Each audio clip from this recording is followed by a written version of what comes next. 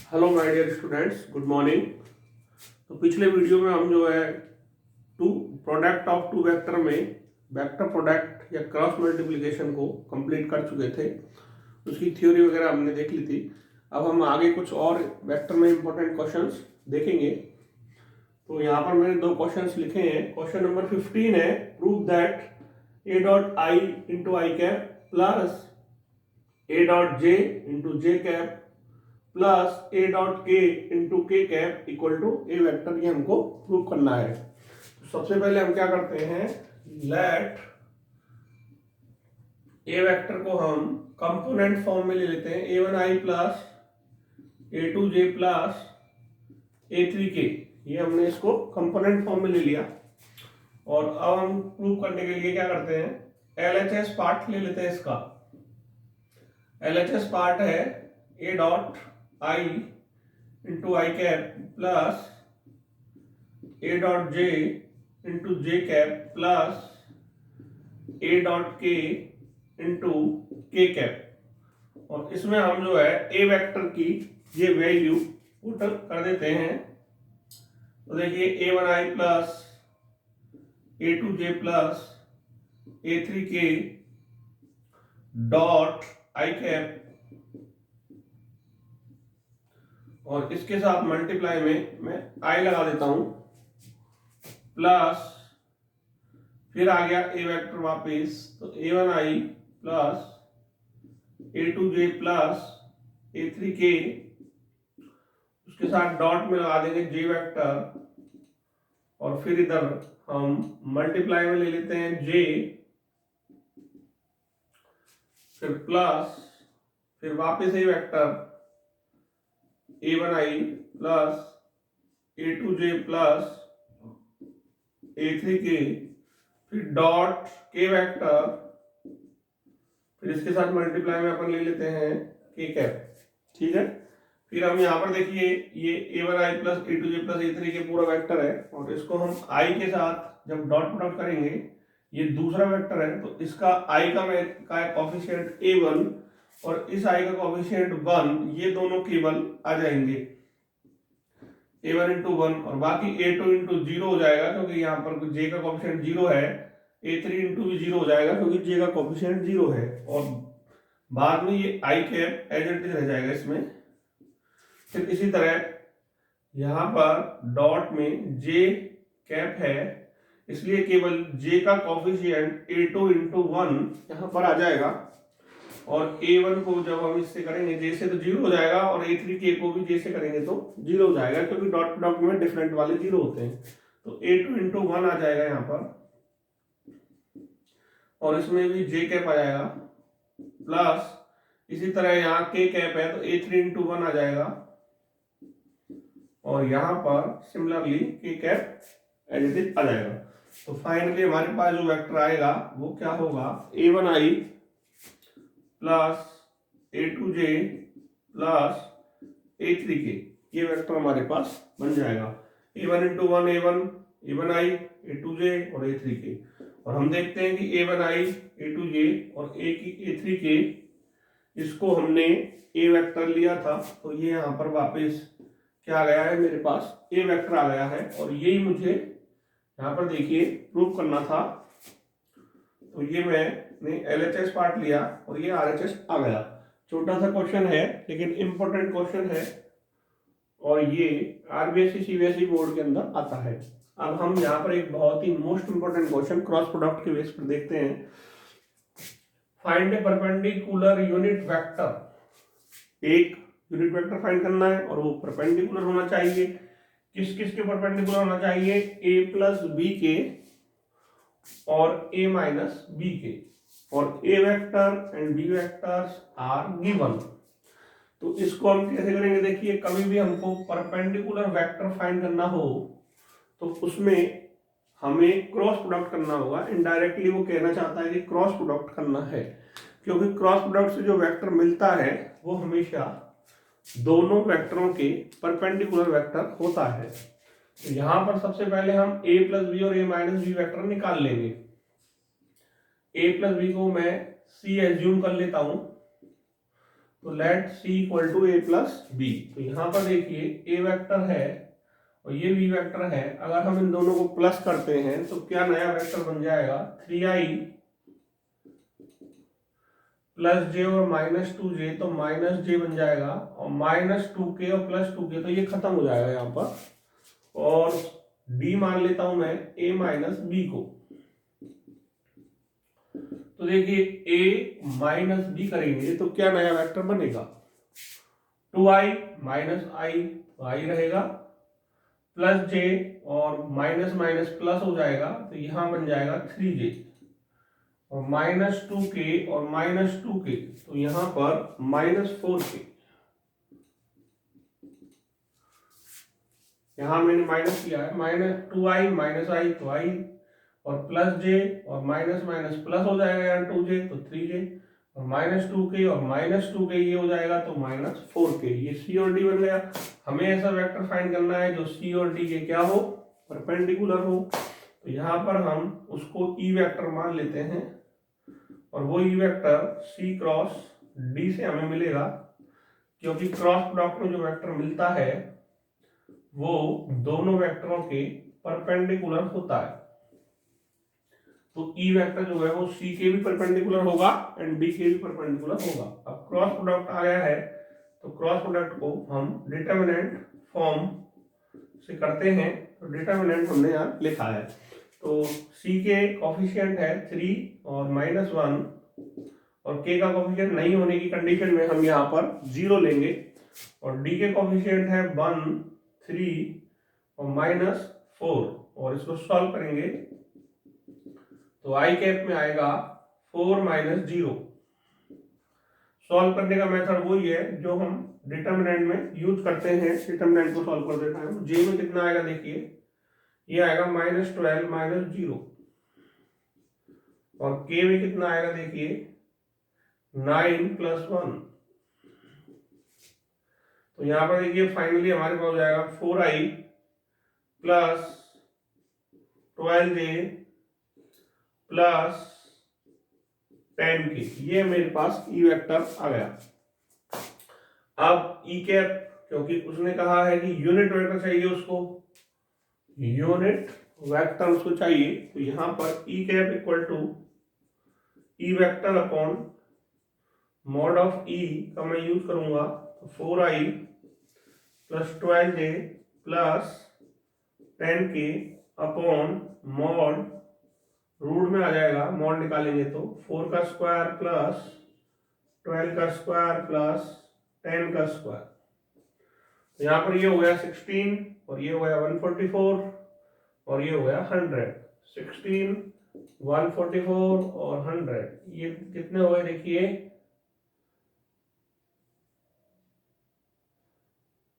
260 हो गया। तो रूट 260 आ जाएगा नीचे।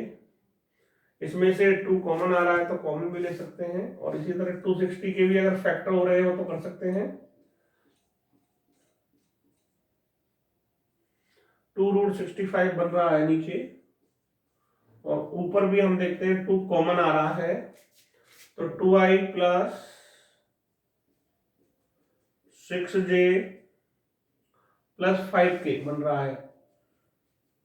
तो 2 से ये कट जाएगा और ये हमारा यूनिट वेक्टर आ जाएगा।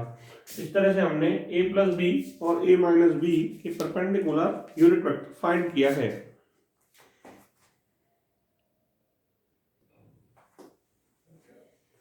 क्वेश्चन नंबर 17 देखेंगे।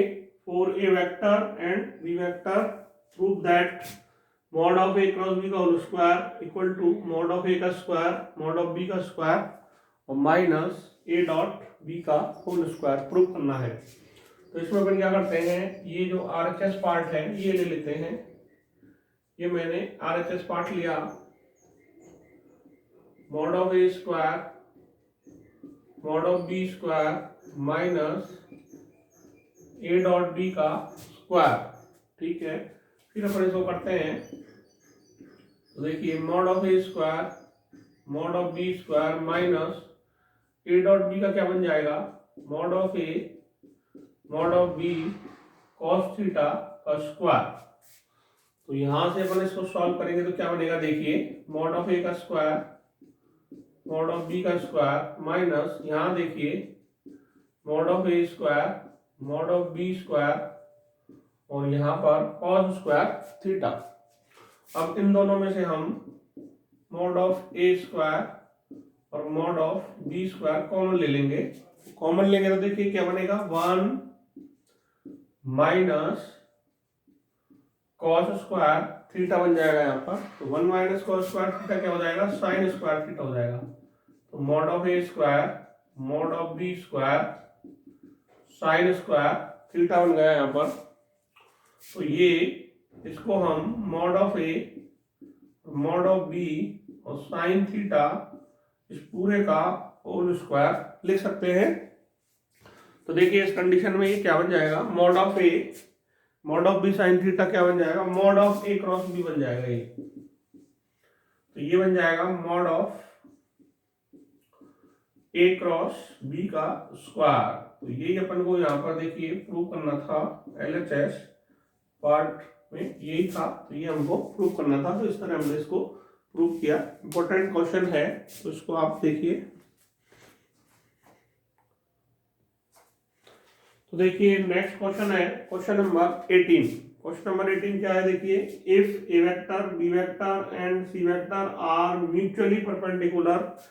म्यूचुअली परपेंडिकुलर का मतलब है A dot B A perpendicular to B B perpendicular to C और ए परपेंडिकुलर टू सी और यूनिट वेक्टर्स भी हैं। इसका मतलब इनका मैग्नीट्यूड भी 1 होगा। और देन फाइंड तो हमको फाइंड करना है mod of A plus B plus C की वैल्यू फाइंड करनी है।